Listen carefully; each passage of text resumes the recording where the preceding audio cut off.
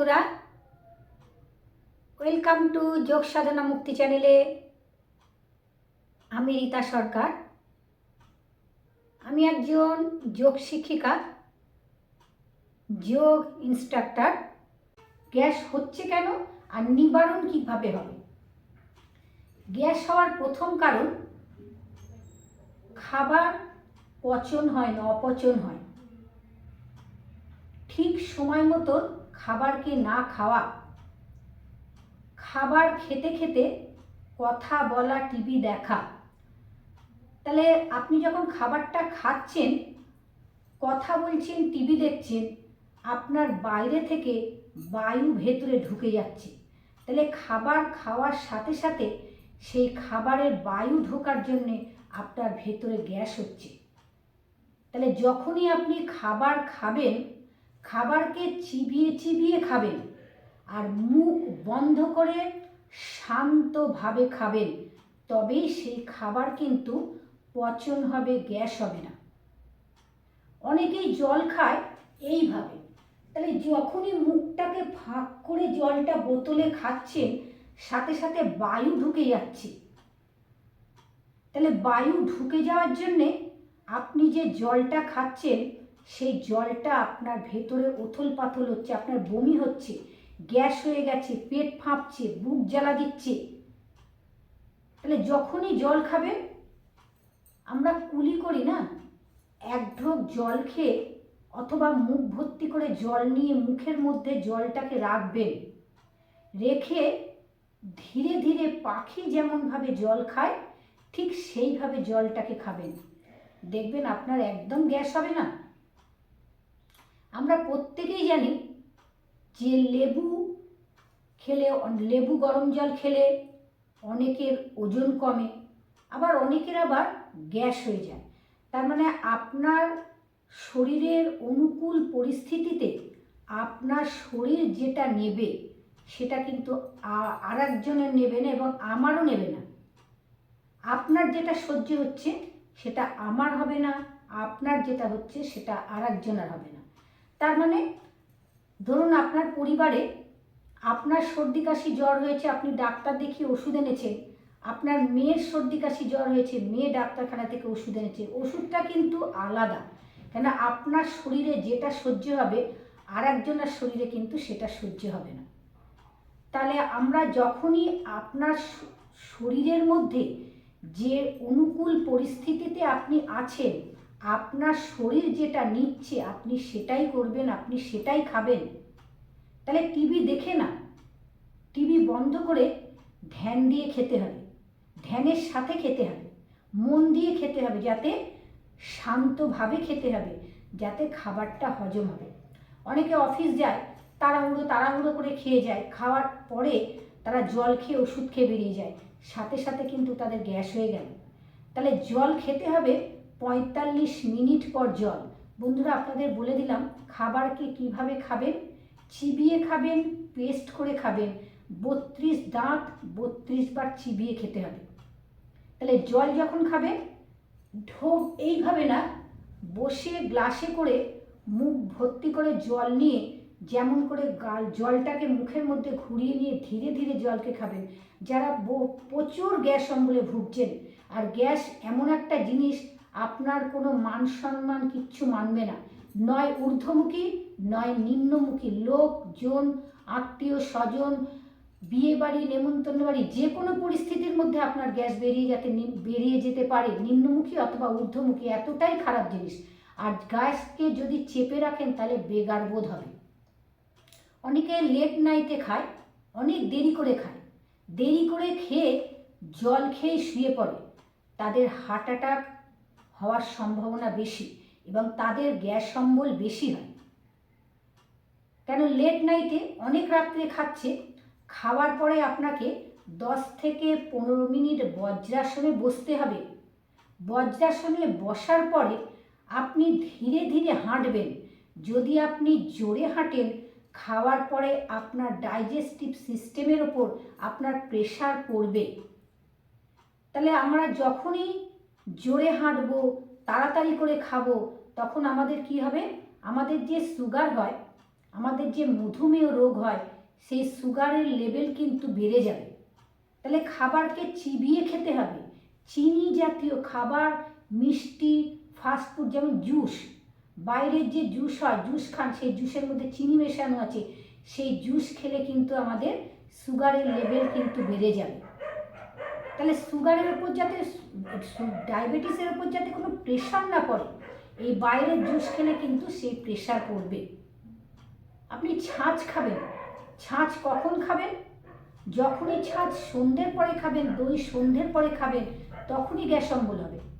তাহলে গ্যাসকে নিবারণ করতে গেলে দই খুব উপকার, কিন্তু সেটা সকালবেলায় অথবা দুপুরবেলায়। ফল জাতীয় জিনিস খাবেন, শাকসবজি খাবেন, চিবিয়ে খাবেন, জলকে ঠিকভাবে খাবেন, খাওয়ার পরে বজ্রাসনে বসবেন, লেট নাইটে খাওয়া বন্ধ করবেন। রাত্রে যখন আপনি ধরুন 7টায় যদি খান, তাহলে আপনাকে পরের দিনকে কিন্তু 12 থেকে 14 ঘন্টা যদি আপনি গ্যাপ দিয়ে খান, তাহলে দেখুন নিবারণ কী হবে, আপনার গ্যাস হবে না, অম্বল হবে না। তাহলে গ্যাস অম্বলকে নিবারণ করতে হবে। কারণ আপনারা বুঝতে পারলেন যে খাবারকে না চিবিয়ে খাওয়ার জন্য গ্যাস হয়, ডাইজেস্টিভ সিস্টেমের ওপরে, আঁতের ওপরে প্রেশার পড়ে। তাহলে আমাদের যে জঠরাগ্নি আছে, জঠরাগ্নিতে, জঠর অগ্নি মানে অগ্নিতে পচন হয় খাবার। দেখবেন অনেকে খেতে খেতেই জল খায়।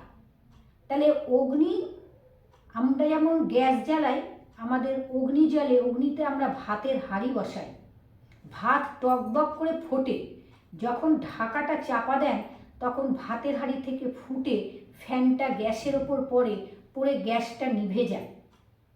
তাহলে গ্যাসটা নিভে গেল। আপনারও শরীরের ভেতরটাও কিন্তু ঠিক সেই রকমই।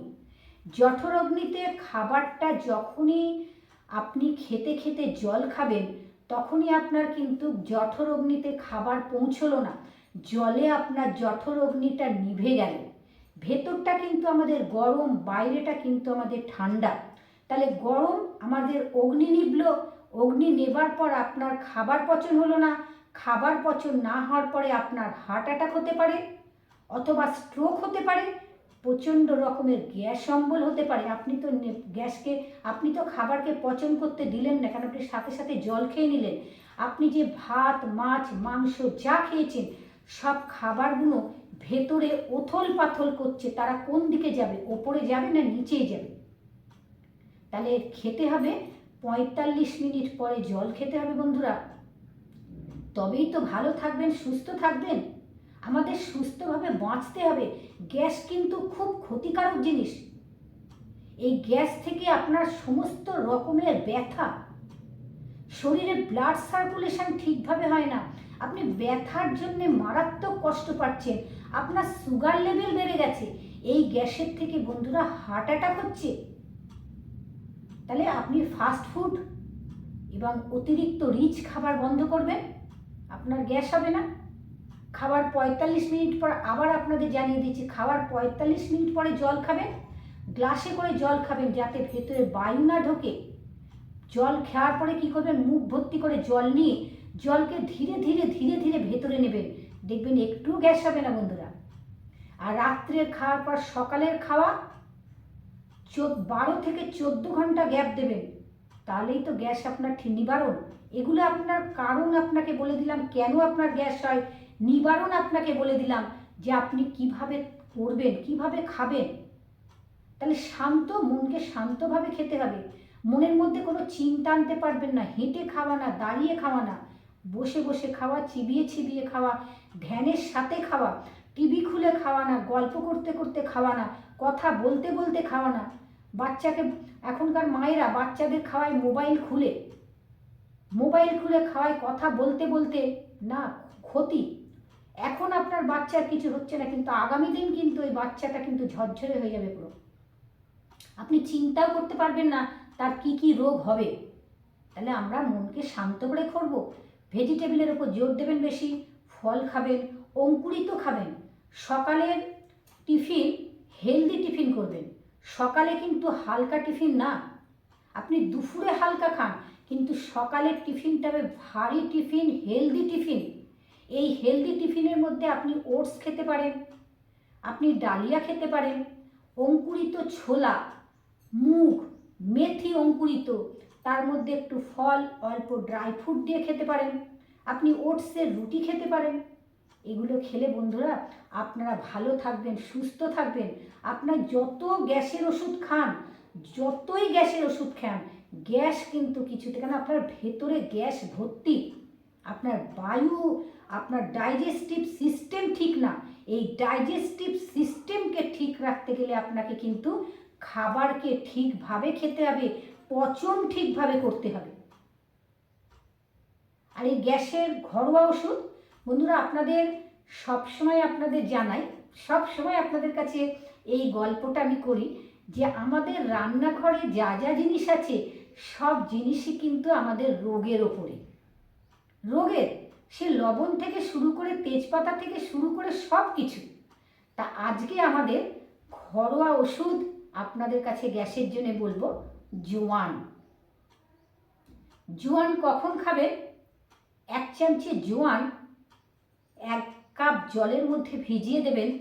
আপনি যখন রান্না করবেন তখন 1 চিমটে জোয়ান দেবেন।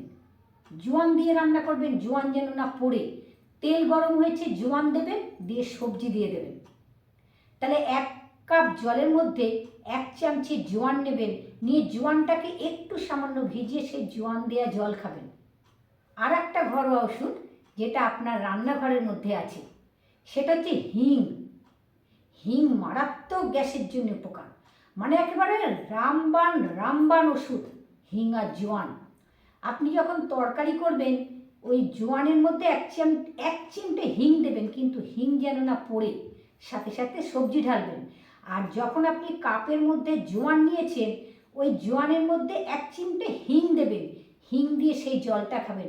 বন্ধুরা আপনার গ্যাস একদম ঠিক হয়ে যাবে। গ্যাস আপনার না ঊর্ধ্বমুখী হবে না নিম্নমুখী হবে। তাহলে পেট সবসময় ফুলে আছে, পেট ফোলা, আর ঢেকুর তুলছেন সারাদিনের মধ্যে অন্তত 1000 ঢেকুর, লোক লৌকিকতা সমাজ কিচ্ছু মানতে পারছেন না। এই ঢেকুরটা যদি চাপেন আপনাকে বেগার বোধ হবে, আপনি পাগল হয়ে যাবেন পুরো। তাহলে বুঝতে পারছেন গ্যাস কতটা খতরনাক জিনিস। আপনাদের খাবারকে পচন করবেন। আপনাদের আজকে গ্যাস কেন হয় বলে দিলাম বন্ধুরা, তার নিবারণ বলে দিলাম, কিভাবে নিবারণ করবেন। এবার আপনাকে কায়িক পরিশ্রম করতে হবে। গ্যাসকে নিবারণ যেমন খাদ্য বললাম, সেরকম এবার আপনাকে গ্যাসের জন্য কায়িক পরিশ্রম করতে হবে। গ্যাসের জন্য কিছু যোগাসন আছে, সেগুলো করবেন, দেখবেন আপনার গ্যাস আর একদম হবে না, চিরতরে গ্যাস বিদায় হয়ে যাবে। দেখে নিন কি কি আপনাদের যোগাসন। অপানাসন বা পবন মুক্ত আসন। পবন মানে বায়ু, এই আসন পেটের থেকে গ্যাস বেরিয়ে যায়। ডান পাকে ভাঁজ করবেন, ধীরে ধীরে এক একটা আসন 1 মিনিট করে রাখবেন। দেখুন গোড়ালিটা কিন্তু আমার কোথায় লেগেছে, দেখুন ঠিক নিচেই লেগে গেছে পুরো, গ্যাস বেরোবার জায়গায়। ঠিক দেখে নিন আমাদের যে বাটক আছে, বাটকের কাছে আমার গোড়ালি লেগেছে পুরো। 1 2 3 4 5 6 7 8 9 10 11 12 13 14 15 16 17 18 19 20 21 22 23 24 25 26 27 28 29 30 31 32 33 34 35 36 37 38 39 40 41 42 43 44 45 46 47 48 49 50 51 52 53 54 55 56 57 58 59 60। ডান পাকে ধীরে ধীরে রেখে দেবেন। দেখুন আমি যখন ডান পা করলাম, বাঁ পা কিন্তু পুরো টান। ধীরে ধীরে ডান পাকে রেখে দেবেন, শ্বাস ছাড়তে ছাড়তে। বাঁ পা ভাঁজ, বাঁ পায়ের গোড়ালি বাটকের কাছে টাচ করেছে, বাটকে দেখে নিন, ঠিক বাটকের জায়গায়। লম্বা করে শ্বাস নেবেন, শ্বাস নিয়ে শ্বাসকে ছেড়ে দেবেন, দিয়ে নর্মাল ব্রিদিংয়ে আনবেন। 1 2 3 4 5 6 7 8। ডান পায়ের পাতা পুরো টান। 1 2 3 4 5 6 7 8 9 10 11 12 13 14 15 16 17 18 19 20 21 22 23 24 25 26 27 28 29 30 31 32 33 34 35 36 37 38 39 40 41 42 43 44 45 46 47 48 49 50 51 52 53 54 55 56 57 58 59 60। আপনারা যখন এই আসন করবেন মুখে বলবেন না, ঘড়ি দেখে নেবেন। ঘড়ি দেখে টাইম দেখে করবেন। এক একটা আসনকে, এক একটা পাকে 1 মিনিট রাখবেন, এক একটা আসনকে 1 মিনিট করে রাখবেন। ডবল পা, ডান পা ভাঁজ, পবনমুক্ত আসন। পায়ের আঙুল নিচের দিকে টান, বায়ুনাশক আসন 1 মিনিট রাখবেন। 1 2 3 4 5 6 7 8 9 10 11 12 13 14 15 16 17 18 19 20 21 22 23 24 25 26 27 28 29 30 31 32 33 34 35 36 37 38 39 40 41 42 43 44 45 46 47 48 49 50 51 52 53 54 55 56 57 58 59 60। ধীরে ধীরে দুটো হাতকে সরিয়ে নিয়ে পাকে নামিয়ে দেবেন।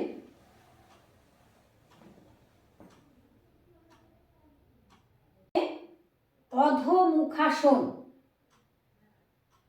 বজ্রাসনে বসবেন, ধীরে ধীরে হাতকে সামনে রাখবেন, পাকে ভাঙবে। দেখে নিন, নাভির ওপর কন্টাক্ট করুন। অধোমুখাসন। পা ভাঙা আছে, হাফ আছে। অধোমুখাসন। নাভির ওপর কন্টাক্ট রাখুন। 1 2 3 4 5 6 7 8 9 10 11 12 13 14 15 16 17 18 19 20 21 22 23 24 25 26 27 28 29 30 31 32 33 34 35 36 37 38 39 40 41 42 43 44 45 46 47 48 49 50 51 52 53 54 55 56 57 58। এই আসন আপনি অফিসে বসে বসেও করতে পারবেন। দেখে নিন কিভাবে। ধীরে ধীরে নামবেন, দুটো হাত এইভাবে রেখে নাভিকে কন্টাক্ট করুন। নাভির ওপরে কন্টাক্ট করুন। এই আসন আপনি অফিসে বসেও করতে পারবেন। এই আসন গ্যাসের জন্য খুব উপকার। উত্থান আসন। উত্থান আসন। কন্টাক্ট করুন গ্যাসের উপরে, নাভির উপরে, পেটের উপরে। ইউটিউব চ্যানেলে যে সমস্ত নতুন দর্শক বন্ধুরা আছো, যারা ভিডিওটা প্রতিদিনই দেখো, এখনও সাবস্ক্রাইব করোনি, তারা সাবস্ক্রাইব করবে। ভিডিও ভালো লাগলে লাইক কমেন্ট করতে একদম ভুলবে না। তুমি যেমন ভিডিওটা দেখছো আর একজন উপকার পাবে, ভিডিওটাকে শেয়ার। নমস্কার।